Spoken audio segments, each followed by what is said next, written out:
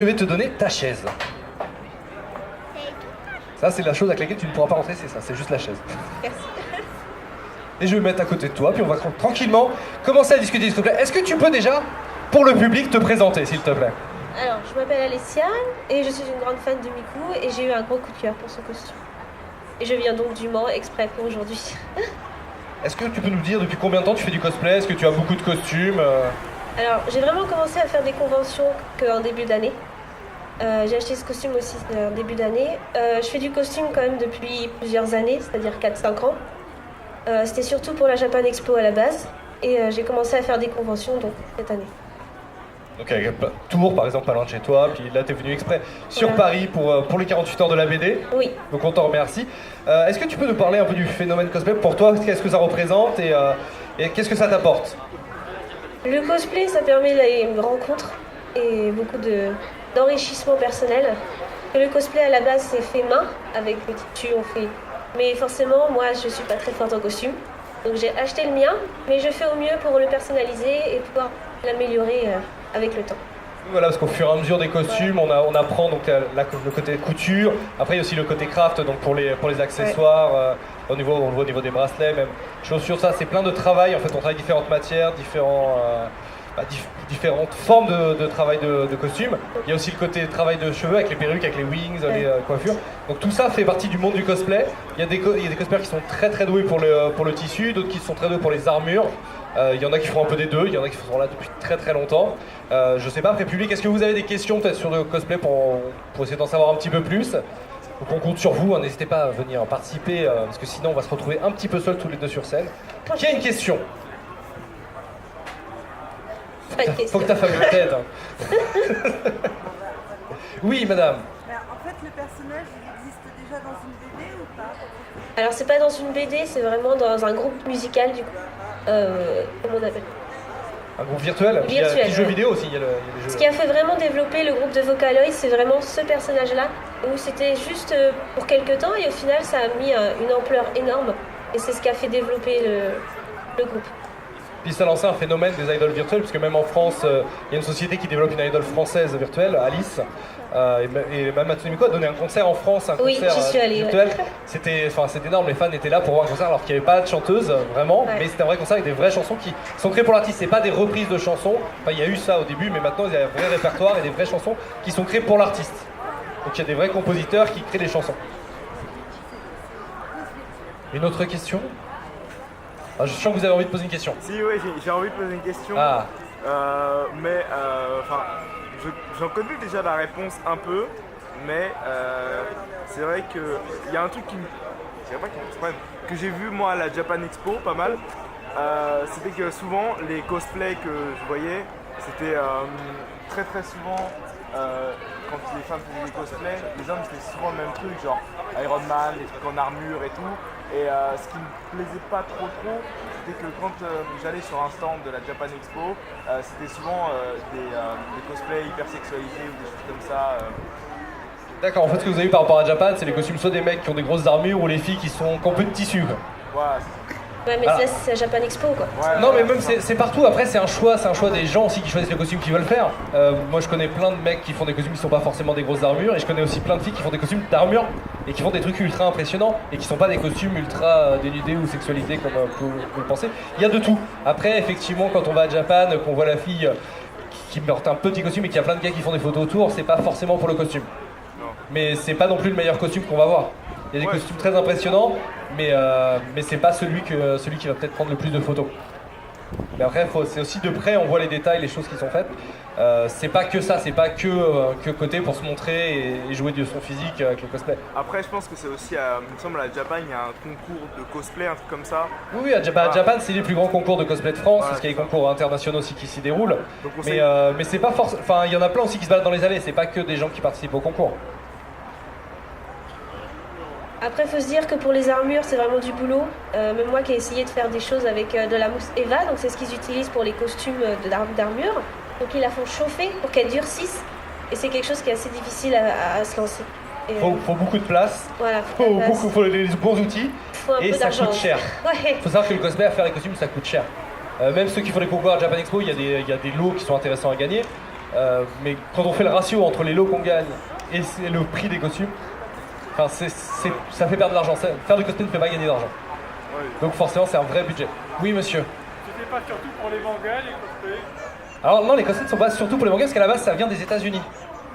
Ça a été... Il n'y a pas du Japon. Non, ça a été créé aux États-Unis par les fans, donc comme je disais, de la fantasy, de l'univers SF. Donc ils ont eu des salons qui ont commencé, où là-bas, il y a, dans les années 60-70, où ils ont commencé à porter des costumes dans les conventions américaines. Et les Japonais sont tombés sur ça et ont adoré.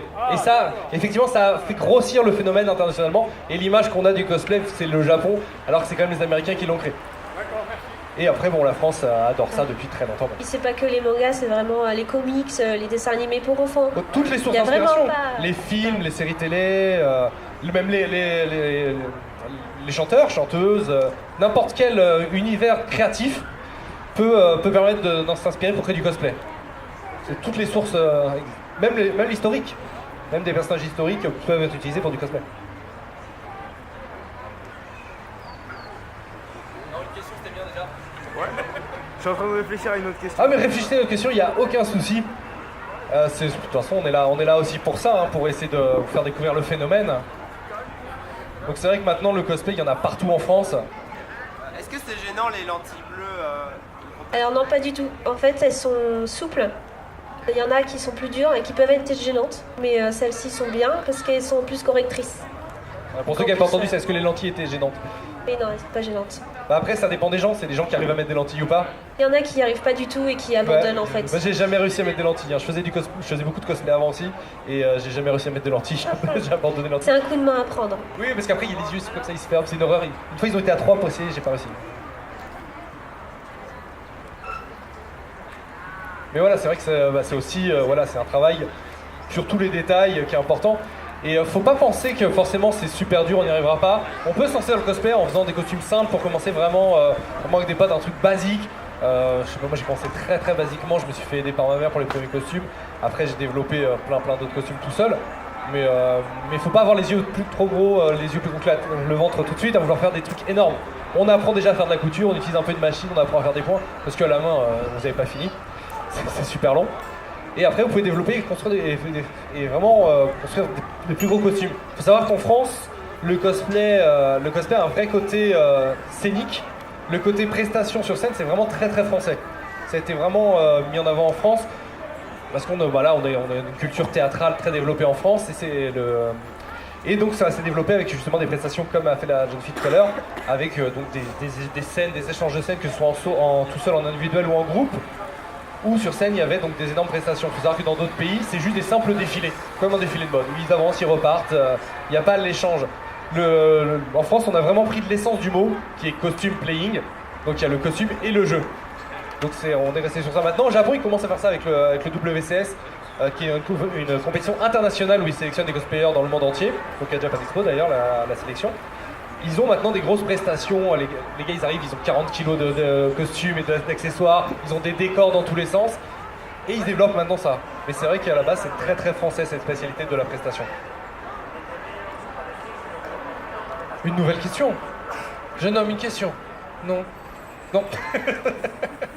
Après, le cosplay, c'est de tout âge. Hein. J'en ai vu qui sont parents, enfants, qui font des costumes ensemble. C'est vraiment intéressant. Des grands-parents aussi. Ouais, il y a des cosplayers qui ont 70, 80 ans qui font avec leur famille, avec leurs petits-enfants. Et c'est une vraie manière de se rapprocher, une activité familiale qui se rapproche. Et puis le cosplay, il faut aussi voir un côté qui est intéressant.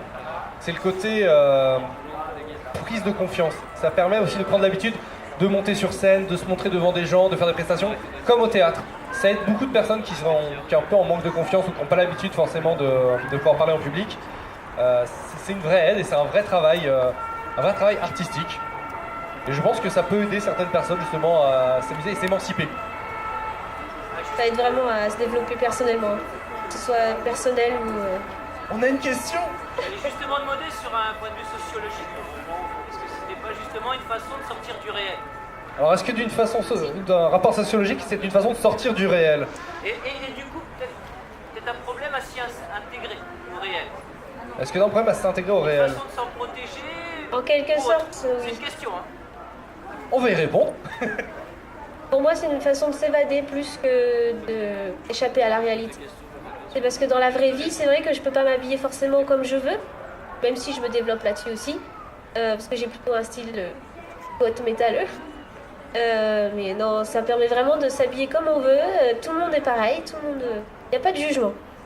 Après, je pense que c'est pas vraiment un moyen de fuir une réalité, Voilà. c'est un loisir comme un autre. Je veux dire, il y a des gens qui vont faire des grandeur nature en week-end, qui vont faire du théâtre, qui vont faire de la course automobile, qui vont faire du sport. C'est une activité comme une autre qui permet de se faire plaisir, de se lâcher de temps en temps, mais sans pour autant ne plus avoir de rapport avec le réel. Enfin, les cosplayers ne vivent pas comme ça 24/24. Là, comme elle disait, elle est là en costume, elle a un style particulier dans la vie de tous les jours, mais qui n'est pas celui-là. Ça, c'est un autre style. Et le costume, c'est pour les prestations sur scène. C'est pas vivre en costume, c'est pas confession intime avec le genre je vis avec mon costume 24h/24 et ma vie c'est un manga. Non. Le cosplay, c'est un vrai loisir qui a ses limites, qui a ses codes. C'est fait pour s'amuser, pour un plaisir, on s'évade. Et ça n'empêche pas d'avoir d'autres activités, mais c'est pas pour ça, par exemple, on va faire une autre activité, on garde son costume pour faire autre chose, parce qu'on vit comme ça.